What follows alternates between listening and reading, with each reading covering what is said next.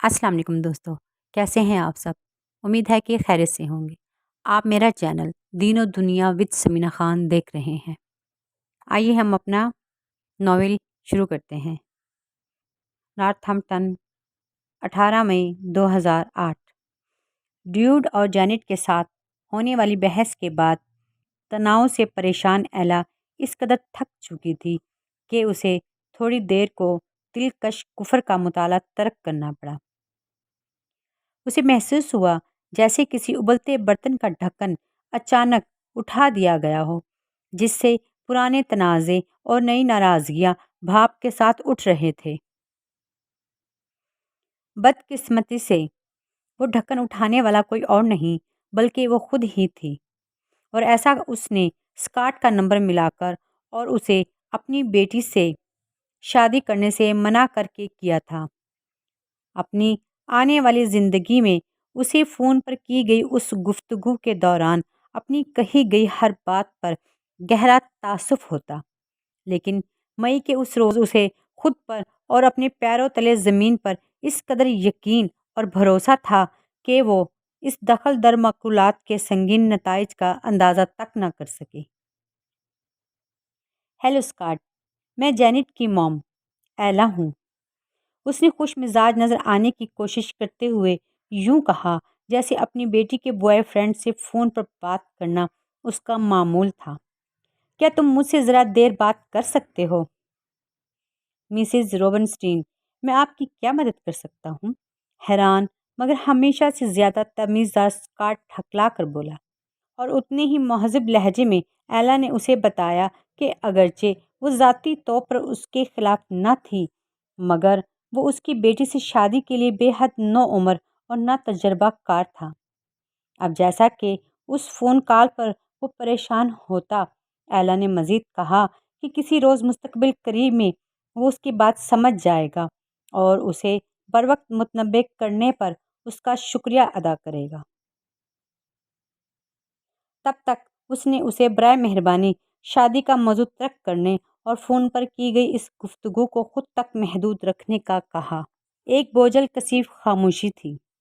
Mrs रोबनस्टीन, मेरा नहीं ख्याल कि आप बात को समझती हैं। जब बिल आखिर स्कॉट कुछ कहने के काबिल हुआ तो बोला, जैनेट और मैं एक दूसरे से मोहब्बत करते हैं। फिर वही बात, लोग इस कदर अहमक कैसे हो सकते हैं कि तवक्का करें कि मोहब्बत उनके लिए हर दरवाज़ा खोल देगी, हर मुश्किल आसान कर देगी। वो मोहब्बत को यूं देखते थे जैसे वो जादू की छड़ी हो जो अपने मौजज़ाना लम्स से सब कुछ ठीक कर सकती थी। लेकिन एला ने यह सब ना कहा। इसकी बजाय वो बोली, मैं समझती हूँ कि तुम क्या महसूस करते हो। मेरा यकीन करो, मैं जानती हूँ। लेकिन तुम बेहद नौउम्र हो और ज़िंदगी तवील है। कौन जानता है, कल तुम किसी और की मोहब्बत में गिरफ्तार हो सकते हो। मिसेस रोबनस्टीन, मैं गुस्ताखी नहीं करना चाहता, लेकिन क्या आप नहीं समझती हैं कि यही असूल फिर सबके लिए है, बशमूल आपके? कौन जानता है, कल को आप भी किसी और की मोहब्बत में गिरफ्तार हो सकती हैं। एला बेसाख्ता हंस पड़ी, अपने इरादे से ऊंची आवाज़ में, और देर तक वो हंसती रही। मैं शादीशुदा औरत हूँ। मैं ज़िंदगी भर के लिए इंतखाब कर चुकी हूँ। इसी तरह मेरा शौहर भी, और यही मेरा नुक्ता है। शादी एक संजीदा फ़ैसला है जिस पर बेहद एहतियात से गौर करना चाहिए। क्या आप मुझे बता रही हैं कि मैं आपकी बेटी से शादी ना करूं, जिससे मैं मोहब्बत करता हूं, क्योंकि किसी गैर कतई मुस्तकबिल में मैं किसी नामालूम दूसरी लड़की से मोहब्बत कर सकता हूं? स्कॉट ने जवाब तलब किया। गुफ्तगू यहाँ से आगे मायूसी और नाउमीदी की तरफ माइल हो गई। जब आखिरकार एला ने फ़ोन रखा तो वो किचन में चली गई और वही किया जो वो हमेशा जज्बाती तौर पर मुस्तरब होकर किया करती थी। खाना पकाने लगी। आधे घंटे बाद उसे अपने शौहर की कॉल मौसूल हुई। मुझे यकीन नहीं आ रहा कि तुमने स्कॉट को फ़ोन करके उसे हमारी बेटी से शादी से मना किया है। कह दो कि तुमने ऐसा नहीं किया। एला ने गहरी सांस भरी। वाह, लफ्ज़ कितनी तेज़ी से सफ़र करते हैं हनी, मुझे वजाहत तो करने दो। लेकिन ड्यूड ने बेचैनी से उसकी बात काट दी। वजाहत करने को कुछ है ही नहीं। تم نے جو کیا غلط کیا، اسکاٹ نے جینٹ کو بتا دیا، اور اب وہ بہت پریشان ہے۔ وہ چند روز اپنے دوستوں کے پاس ٹھہرے گی۔ وہ ابھی تم سے ملنا نہیں چاہتی۔ وہ ذرا دیر کو رکا، اور میں اسے الزام نہیں دیتا۔ اس شام صرف جینٹ ہی نہیں تھی جو گھر واپس نہ آئی۔ ڈیوڈ نے ایلا کو ایک ٹیکسٹ میسج کے ذریعے اطلاع دی کہ اچانک کوئی ایمرجنسی ہو گئی تھی۔ ایمرجنسی کس نوعیت کی تھی، اس کی وضاحت اس نے نہ کی تھی۔ ایسا کرنا اس کی عادت نہ تھی، اور ان کی شادی میں ایسا کبھی نہ ہوا تھا۔ وہ ایک کے بعد دوسری عورت سے فلرٹ کر سکتا تھا، ان سے قربت رکھ سکتا تھا، اور اپنا پیسہ ان پر لٹا سکتا تھا۔ یہ سب وہ جانتی تھی، مگر ہر شام وہ گھر آ کر میز پر اپنی جگہ ضرور سنبھالتا تھا۔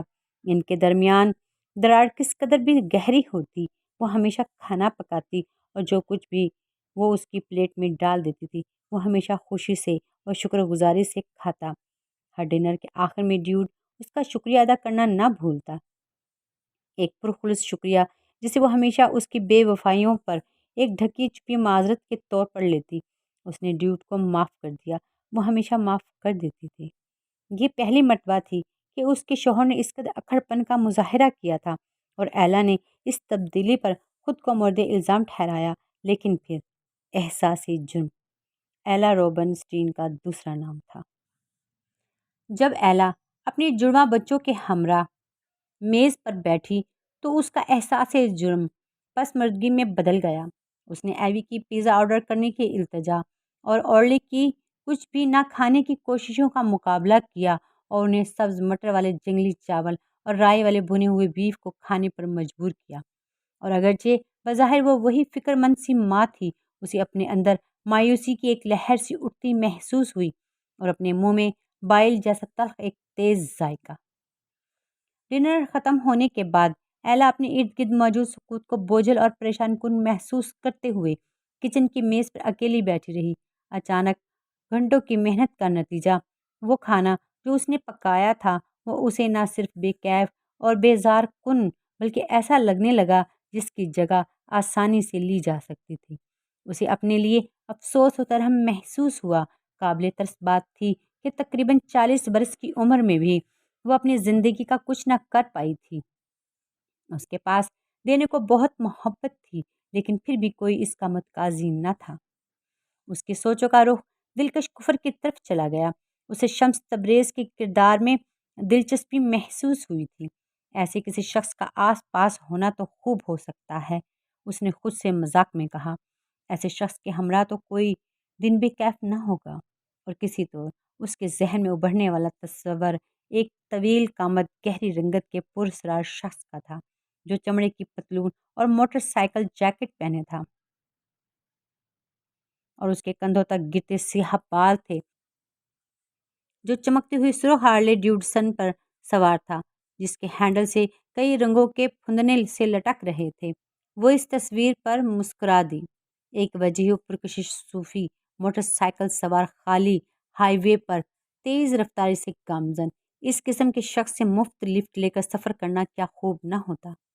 پھر ایلا نے سوچا کہ اگر شمس تبریز اس کے ہاتھ کی لکیریں پڑھتے تو وہ کیا دیکھتے؟ کیا وہ بتا پاتے کہ اس کا دماغ کیوں وقتاً فوقتاً تاریک سوچوں کی آگ سے بھی آماجگاہ بن جاتا ہے، یا اتنا بھرا پورا محبت کرنے والا خاندان ہونے کے باوجود وہ اس قدر تنہائی کیوں محسوس کرتی تھی؟ اس کی شخصیت کے گرد حالے کے رنگ کیسے تھے؟ کیا وہ شوخ اور کھلتے ہوئے رنگ تھے؟ کیا اس کی زندگی میں کبھی کچھ شوق اور کھلتا ہوا رہا تھا؟ کبھی بھی؟ وہیں کچن کی میز پر تنہا بیٹھے، جہاں صرف اوون سے نکلتی مدھم سی روشنی کی جھلک تھی، ایلا کو ادراک ہوا کہ اپنے بلند و آہنگ لفظوں میں اس کی نفی کرنے اور باوجود اپنے ہونٹ بھینچے رکھنے کی صلاحیت کے اندر کہیں گہرائی میں اسے محبت کی چاہت تھی۔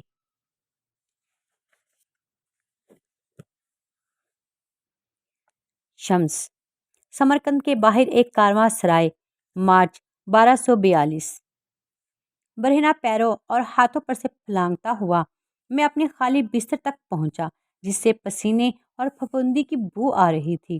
سرائے میں درجن بھر سے زائد مسافر اپنے خوابوں میں گم، اپنی تنہائی کے بوجھ تلے محو خواب تھے۔ دن بھر کے واقعات پر غور کرتے اور ان الہامی نشانیوں کے بارے میں سوچتے ہوئے جو شاید میں نے دیکھی تھی، لیکن اپنی عجلت یا بے خبری میں ان سے محفوظ ہونے میں ناکام رہا تھا۔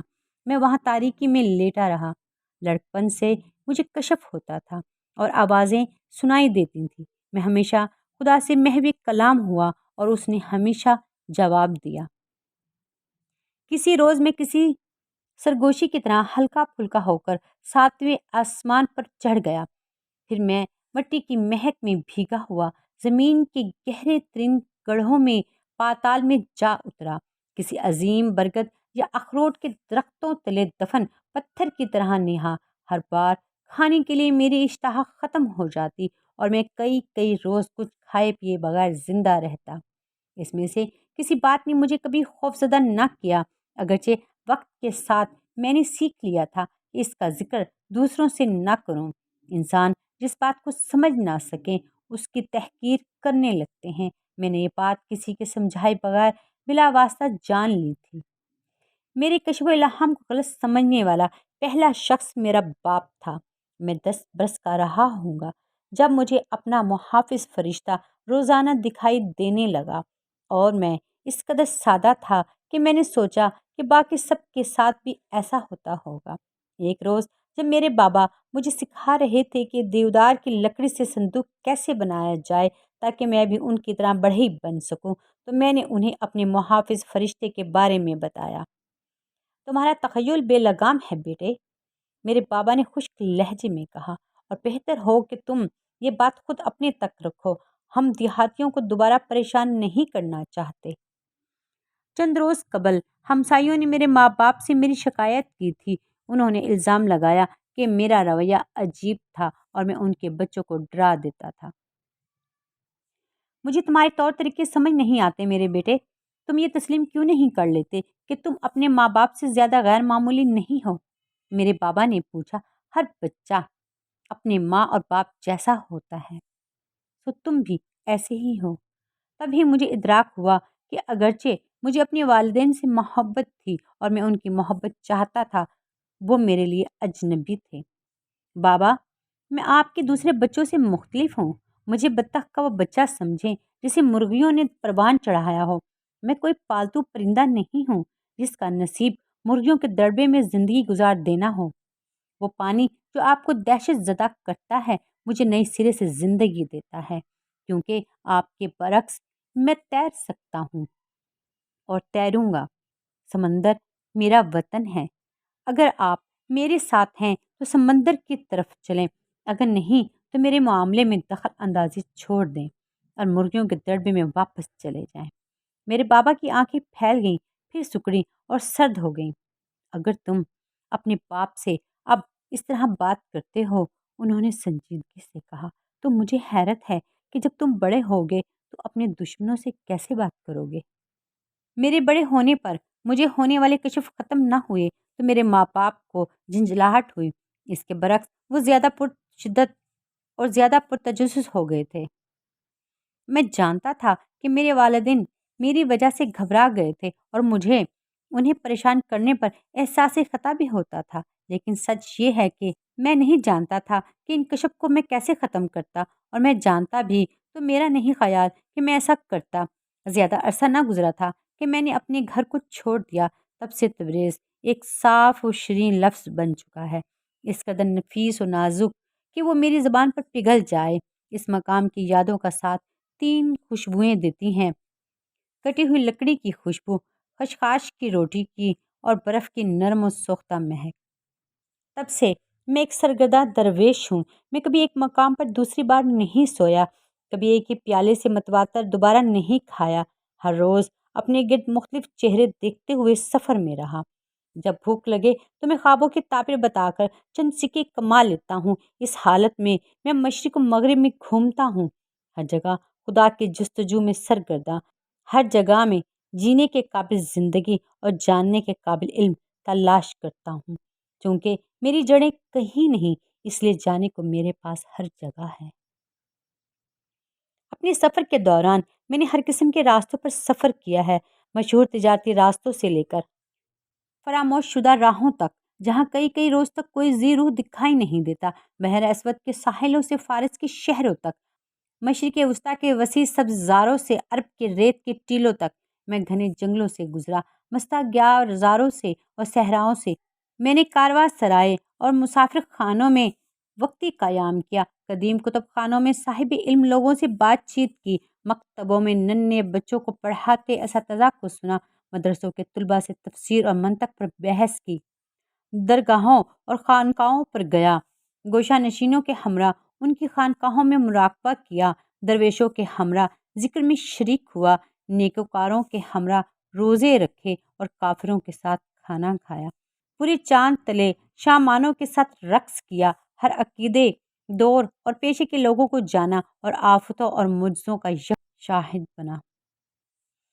میں نے غربت زدہ گاؤں، آگ سے سیاہ پڑے کھیت اور غارت شدہ شہر دیکھے جہاں دریا لہو سے سرخ ہو گئے تھے اور 10 برس سے زیادہ عمر کا کوئی لڑکا یا مرد زندہ نہ بچا تھا۔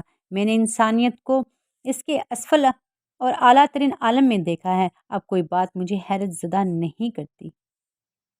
ان تمام تجربات سے گزرتے میں نے ایک فہرست ترتیب دینا شروع کی جو کسی کتاب میں نہیں لکھی تھی، بس میری روح پر تحریر تھی۔ یہ فہرست جسے میں سرگرداں یا کلندری مسلمان صوفیوں کے بنیادی اصول کہتا ہوں، میرے نزدیک یہ قوانین فطرت کی طرح آفاقی، قابل بھروسہ اور اٹل تھے۔ یہ مل کر مذہبی عشق کے 40 اصول بناتے تھے جن کی تکمیل صرف اور صرف محبت کے ذریعے ممکن ہو سکتی تھی، اور ان میں سے ایک اصول کے مطابق سچائی کا راستہ دماغ کی نہیں، دل کی متواتر مشقت تھی۔ دماغ کو نہیں بلکہ اپنے دل کو اپنا رہنما، اپنا مرشد بنا لو، اپنے نفس سے ملو، اسے للکارو اور بالآخر دل کے ذریعے اس پر غالب آ جاؤ، یہ جانتے ہوئے کہ تمہاری ذات کی معرفت خدا کی معرفت کی طرف تمہاری رہنمائی کرے گی۔ اور ان اصولوں پر کام کرنے میں مجھے برسوں لگ گئے، ان تمام 40 اصولوں پر، اور جب کہ میں یہ کام مکمل کر چکا تھا، میں جانتا تھا کہ میں اس دنیا میں اپنے آخری مرحلے کے قریب تھا۔ کچھ عرصے سے مجھے اس رخ پر بہت سے کشف ہوتے رہے تھے۔ مجھے فکر میں مبتلا کرنے والی شے موت نہیں، کیونکہ میں اسے اختتام کے طور پر نہیں دیکھتا، بلکہ فکر مندی کی بات تھی، اپنے پیچھے کوئی وراثت چھوڑے بغیر مرنا۔ میرے سینے میں الفاظ کے ڈھیر جمع تھے، کہنے کو منتظر کہانیاں۔ میں یہ سارا علم کسی دوسرے شخص کو سونپنا چاہتا تھا، کوئی استاد نہ ہی شاگرد۔ مجھے کسی ہمسر کی تلاش تھی، کوئی رفیق۔ اے خدا، میں نے تاریک اور حبس زدہ کمرے میں سرگوشی کی، تا عمر میں نے دنیا جہاں کا سفر کیا اور تیری راہ کی پیروی کی۔ میں نے ہر شخص کو ایک کھلی کتاب کی طرح کسی چلتے پھرتے قرآن کی صورت دیکھا۔ میں علماء کے مرمری منبروں سے دور رہا اور بے خانمہ اور در بدر اور جلا وطن لوگوں کے ساتھ وقت گزارنے کو ترجیح دی۔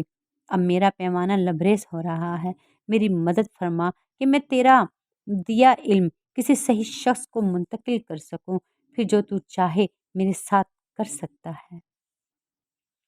میری آنکھوں کے سامنے کمرہ اس قدر روشنی میں نہا گیا کہ اپنے بستروں میں دراز مسافروں کے چہرے پر وحشتناک حد تک مرونی چھا گئی۔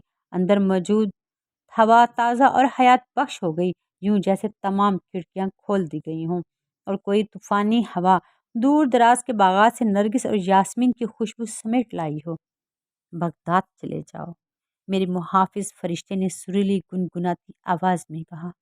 بغداد میں کیا شے ہے میری منتظر؟ میں نے پوچھا۔ تم نے ایک رفیق کے لیے دعا کی تھی اور ایک رفیق تمہیں عطا کیا جائے گا۔ بغداد میں تمہیں ایک مرشد ملے گا جو درست سمت میں تمہارے لیے نشاندہی کرے گا۔ میری آنکھوں میں تشکر کے آنسو بھر آئے۔ اب میں جان گیا کہ میرے کشف میں موجود آدمی میرے روحانی ساتھی کے سوا اور کوئی نہ تھا۔ جلد یا بدیر ہمارے نصیب میں ملنا تھا، اور جب ہم ملتے تو میں جان لیتا کہ اس کی مہربان بادامی آنکھوں میں ابدی اداسی کیوں تھی اور آغاز بہار کی ایک شب میرا قتل کیسے ہونا تھا۔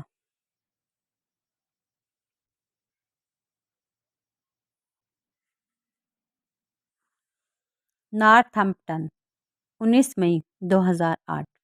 سورج کے غروب ہونے اور بچوں کے گھر واپس لوٹنے سے پہلے ایلا نے مسودے میں بک مارک رکھا اور دلکش کفر کو ایک طرف رکھ دیا۔ ناول لکھنے والے آدمی کے بارے میں متجسس ہو کر وہ آن لائن ہوئی اور یہ سوچتے اور حیران ہوتے ہوئے کہ تلاش میں کیا نکلے گا، مگر زیادہ توقع نہ کرتے ہوئے گوگل پر AZ زہرا کا نام تلاش کیا۔ اسے حیرت ہوئی جب تلاش میں ایک پرسنل بلاگ مل گیا۔ صفحے کے غالب رنگ بنفشی اور سبزی مائل فیروزی تھے اور صفحے کے عین اوپر کسی آدمی کی تصویر لمبا سفید لبادہ پہنے دھیرے دھیرے گھوم رہی تھی۔ ایلا نے پہلے کبھی رقصاں درویش نہ دیکھا تھا، سو اس نے غور سے تصویر کو دیکھا۔ بلاگ کا نام تھا زندگی نامی انڈے کا خول اور اس کے نیچے اسی عنوان کی ایک نظم تحریر تھی: آؤ ہم ایک دوسرے کو رفیق چن لیں، آؤ ہم ایک دوسرے کے قدموں میں بیٹھ جائیں، باطنی طور پر ہم میں بہت ہم آہنگی ہے، مت سوچو کہ ہم بس وہی ہیں جو ہم دیکھتے ہیں۔ بلاگ دنیا بھر کے شہروں اور مقامات کے پوسٹ کارڈ سے بھرا ہوا تھا۔ ہر پوسٹ کارڈ کے نیچے اس مخصوص جگہ کے بارے میں تبصرے تھے۔ انہیں پڑھتے ہوئے ایلا کو 3 ایسی باتیں معلوم ہوئیں جنہوں نے فوری اس کی توجہ حاصل کر لی۔ پہلی یہ کہ AZ زہرا میں اے عزیز کا مخفف تھا، دوسری یہ کہ عزیز خود کو صوفی کہتا تھا، تیسری یہ کہ اس وقت وہ گوئے مالا میں کہیں سفر کر رہا تھا۔ ایک اور سیکشن میں اس کی لی گئی تصویروں میں سے کچھ پوسٹ کی گئی تھیں، زیادہ تر ہر رنگ و نسل کے لوگوں کی پورٹریٹس تھیں۔ اپنے یکسر فرق کے باوجود ایک پرتجسس انداز میں وہ سب ایک دوسرے سے مشابہ تھے۔ تمام پورٹریٹس میں سب لوگوں میں واضح طور پر کچھ کمی تھی۔ کچھ میں عام سی چیزیں جیسے کہ ایئر رنگ، کوئی جوتا یا کوئی بٹن غائب تھی، جبکہ دوسروں میں زیادہ اہم جیسا کہ کسی کا دانت، کسی کی انگلی یا کسی کی ٹانگ غائب تھے۔ تصویروں کے نیچے لکھا تھا: ہم چاہے جو کوئی بھی ہیں اور جہاں کہیں ہیں، اپنے اندر کہیں ہم سب خود کو نامکمل محسوس کرتے ہیں، یوں جیسے ہم نے کچھ کھو دیا ہے اور سب واپس حاصل کرنا چاہتے ہیں۔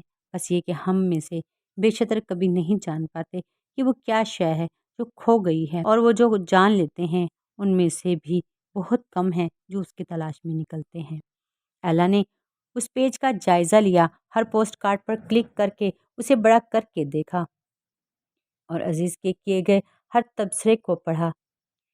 پیج کے نچلے حصے پر ایک ای میل ایڈریس درج تھا جو اس نے نوٹ کر لیا۔ اس کے برابر میں اسے مولانا رومی کی ایک نظم ملی: محبت کا انتخاب کرو محبوب، محبت کا انتخاب کرو محبوب، محبت کی شیریں زندگی کے بغیر جینا ایک بوجھ ہے، جیسا کہ تم دیکھ ہی چکے ہو۔ یہ پڑھتے ہوئے اس کے ذہن میں ایک انتہائی عجیب خیال کا جھماکہ سا ہوا۔ لمحے بھر کو اسے محسوس ہوا کہ جیسے اپنے ذاتی بلاگ پر AZ زہرا نے جو کچھ لکھا یا شامل کیا تھا، تصویریں، تبصرے، اقتباسات اور نظمیں، وہ صرف اس کی نگاہوں کے لیے لکھے گئے تھے۔ وہ ایک عجیب اور قدر نخوت بھرا خیال تھا، مگر ایسا خیال جو اس کے لیے معنی رکھتا تھا۔ اس سہ پر ایلا کھڑکی کے پاس بیٹھ گئی۔ اسے ذرا تھکن محسوس ہو رہی تھی۔ تیز دھوپ کی طرف اس کی پشت تھی اور کچن میں فضا ان براؤنیز کی مہک سے بوجھل تھی جو وہ تیار کر رہی تھی۔ اس کے دماغ پر خیالوں کا اس قدر غلبہ تھا کہ وہ مسودے پر اپنی توجہ مرکوز نہ کر پا رہی تھی۔ اسے خیال آیا کہ اسے بھی اپنے بنیادی اصول لکھنے چاہیے۔ وہ انہیں انتہائی لگی بندی زندگی والی فطری گھریلو خاتون کے 40 اصولوں کے نام دے سکتی تھی۔ اصول نمبر 1، وہ زیر لب بولی: محبت کی تلاش چھوڑ دو، ناممکن خوابوں کے پیچھے بھاگنا چھوڑ دو۔ ایک شادی شدہ عورت جو 40 برس کی ہونے کو ہے، اس کے پاس زندگی میں کرنے کو یقیناً زیادہ اہم کام ہے۔ لیکن اس کے اپنے ہی اس لطیفے نے ایلا کو ہلکا سا بے آرام کر دیا۔ اسے زیادہ بڑی فکروں کی یاد دلائی۔ خود کو روکنے میں ناکام ہو کر اس نے اپنی بڑی بیٹی کو فون کیا اور آنسرنگ مشین پر اس کے لیے پیغام چھوڑا: جینٹ ڈیئر، میں جانتی ہوں کہ یہ میری غلطی تھی کہ میں نے اسکاٹ کو فون کیا، لیکن میری نیت بری نہ تھی۔ میں صرف یہ چاہتی تھی کہ پچھتاتے ہوئے کہ اس نے یہ پیغام پہلے سے سوچ کر تیار نہ کیا تھا، وہ رک گئی۔ پس منظر میں وہ پیغام ریکارڈ کرتی مشین کی ہلکی سی سسراہٹ سن سکتی تھی۔ اسے یہ سوچ کر گھبراہٹ ہوئی کہ ٹیپ چل رہی تھی اور وقت کم ہوتا جا رہا تھا۔ जैनेट, जो कुछ मैंने किया मुझे उस पर अफसोस है। मैं जानती हूँ कि मुझे इस कदर नेमतें मिली हैं कि मुझे शिकायत नहीं करनी चाहिए, लेकिन बात बस ये है कि मैं बेहद नाखुश हूँ। क्लिक आंसरिंग मशीन रुक गई। एक सदमे के आलम में एला का दिल एकदम सिकुड़ कर फैला। जो कुछ उसने अभी कहा था, इस पर क्या ख्याल गालिब आया था, वो नहीं जानती थी कि वो नाखुश थी। क्या ये मुमकिन था कि वो अफसरदा होती और ख़ुद उसे खबर ना होती? अजीब बात थी कि उसे अपनी नाखुशी के एतराफ़ पर कोई नाखुशी ना हुई थी। आजकल वो कुछ भी महसूस ना कर पा रही थी। उसकी निगाह फिसल कर कागज़ के उस पुर्ज़े तक गई जिस पर उसने अज़ीज़ दी ज़हरा का ईमेल एड्रेस लिखा था। वो पता सादा, मुनकसर सा और किसी तौर पर पुरकशिश लगता था। ज़्यादा सोचे बगैर वो अपने कंप्यूटर की तरफ बढ़ी और एक ईमेल लिखने लगी। डियर अज़ीज़ दी ज़हरा, मेरा नाम एला है। मैं लिटरेरी एजेंसी के लिए एक कारी की हैसियत से आपका नावल दिलकश कुफ्र पढ़ रही हूँ। मैंने अभी इसे शुरू ही किया है और इससे बेहद लुत्फ़ अंदोज़ हो रही हूँ। ताहम ये मेरी ज़ाती राय है और मेरे बॉस के ख़यालात की अक्कास नहीं। मुझे आपका नावल पसंद आए या नहीं, मैं इस हतमी फ़ैसले पर असरअंदाज होंगी कि आया हम आपका एक क्लाइंट के तौर पर लेंगे या नहीं। यूँ लगता है कि जैसे आपका ख़याल है कि मोहब्बत ज़िंदगी का जौहर है और ये कि बाकी किसी शय की कोई अहमियत नहीं। इस मामले पर आपसे किसी लाहासिल बहस में उलझने का मेरा कोई इरादा नहीं। इतना कहना काफ़ी है कि मैं मुकम्मल तौर पर इत्तफ़ाक़ नहीं करती, लेकिन मैं जो आपको ईमेल लिख रही हूँ इसकी ये वजह नहीं। मैं इसलिए लिख रही हूँ कि दिलकश कुफ्र के मुताले का वक्त इससे ज़्यादा मुनफरिद ना हो सकता था। अभी इन्हीं दिनों में अपनी बड़ी बेटी को इस बात पर कायल करने की कोशिश कर रही हूँ कि इतनी कम उम्री में शादी ना करे। अगले रोज़ मैंने उसके बॉयफ्रेंड को अपनी शादी के मंसूबे को मनसूख करने का कहा था। अब मेरी बेटी मुझसे नफ़रत करती है और मुझसे बात नहीं करना चाहती। मुझे महसूस होता है कि आप दोनों मोहब्बत पर ख़ासे एक से ख़यालात रखते हैं। माज़रत ख़्वाह हूँ कि मैंने अपने ज़ाती मसले आपको सुना डाले। मेरा ऐसा इरादा न था। आपका ज़ाती ब्लॉग, जहाँ से मुझे आपका ईमेल एड्रेस मिला है, बताता है कि आप ग्वाटेमाला में हैं। दुनिया जहाँ का सफ़र करना ख़ासा हिजान ख़ेज़ होगा आपका। अगर कभी बोस्टन आना हो तो शायद हम ज़ाती तौर पर मिल सकें और कॉफ़ी के कप पर बातचीत कर सकें। खैर अंदेश एला। अज़ीज़ को उसकी पहली ईमेल किसी ख़त से ज़्यादा एक दावतनामा थी, जैसे किसी मदद की पुकार, लेकिन कोई सूरत ना थी कि तब एला ये जानती जब वो अभी अपनी किचन की मेज़ पर खामोशी से बैठे एक नामालूम लिखारी को एक तहरीर लिख रही थी जिससे मिलने की उसे आज या मुस्तकबिल में कोई तवक्को ना थी। उम्मीद है कि आपको मेरी वीडियो पसंद आई होगी। प्लीज़ जो मेरे नए साथी हैं उनसे मेरी रिक्वेस्ट है कि मेरे चैनल को सब्सक्राइब करें, शेयर करें, लाइक करें और बेल आइकन को ज़रूर प्रेस करें। इंशाल्लाह फिर मुलाकात होगी। तब तक के लिए अल्लाह हाफ़िज़।